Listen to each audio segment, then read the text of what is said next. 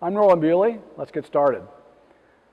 One of the things I want to show you on the trombone are some slide techniques that I've found and kind of developed, because I actually started as a tuba player, and then when I was 30 learned to play euphonium and then trombone. So the slide was a new thing for me.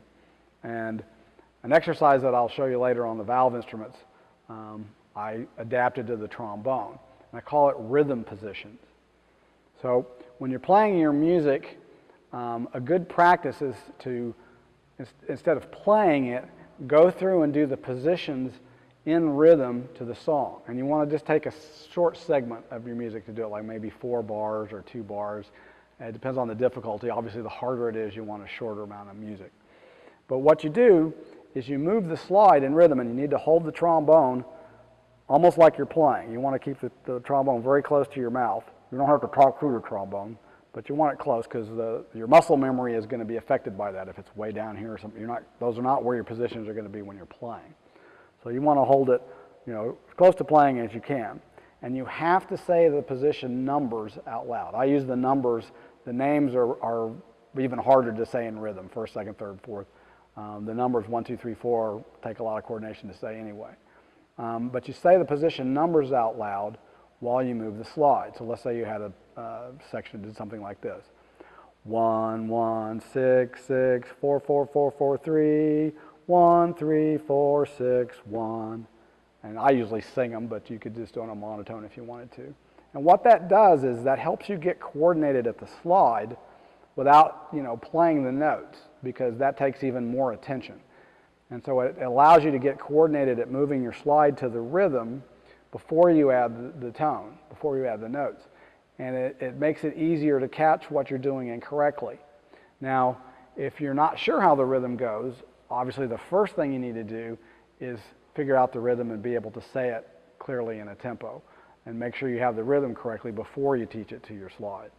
And let's say if it's a fast passage, slow it down. Maybe even as slow as half as fast as it's supposed to go. You'll always want to practice things, where you can play them. So a lot of times on something fast, you'll have to slow it down to where you can do it, because you can't learn to play something you can't practice. So you always have to take what you play and turn it into something you can practice. And so saying those out loud helps you get coordinated at it. It's kind of a substitute for playing. If you do it silently, it's really kind of neutral. In my personal experience, I've not found that to be nearly as helpful as saying those slide positions out loud. I know people do it, and I'm not going to say it doesn't work. But compared to saying the numbers, it's not nearly as effective as the coordination you get from saying the numbers while you move the slide. Then another thing that I found very helpful is, again, when I first started playing trombone, I found it a little hard for my brain to process the 7 positions individually. You've got kind of 3 of them or 4 of them that are a little easier to find. 1 is pretty easy to find because it's in all the way. 3 is usually not too bad because it's close to the bell, and 4 is kind of close to the bell on the other side. And for a lot of people, 6th position is about arm's length, and then of course 7 is a stretch. So I do what I call grouping positions. And so I give sort of the easier positions to find. I pair them up with the positions that are a little harder to find. And I call that grouping. That way you have more of a reference.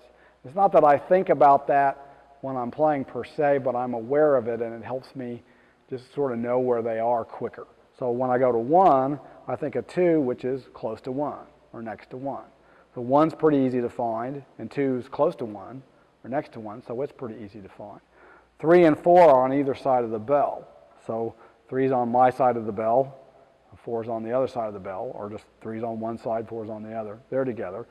6, again, is typically about arm's length, at least for a lot of people. Not everyone, but a lot of people.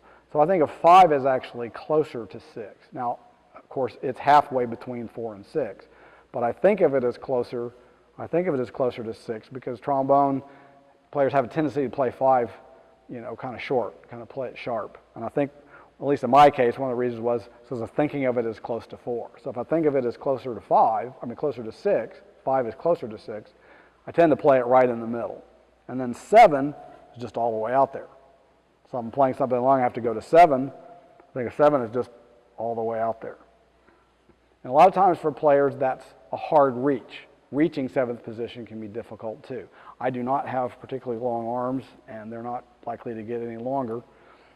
And so what I have to do, if you have like shorter arms, more like I do, is I have to push my shoulder forward and extend my hand to get some extra inches. Now, you know, I know people who can go to 7th position and still have their elbow bent. But I have to reach out like this. So I push my shoulder forward and I extend my hand, and even my thumb, so I can get out there quick and come back in quick. And so if you're a younger player and just starting that, you just may not be able to reach all the way out there. So get as close as you can, and then as you get longer arms, or you get better at reaching that way, extending that way, you can get out there. But I find rhythm positions, grouping the positions, and extending out for 7 to be very useful. I hope it is for you too.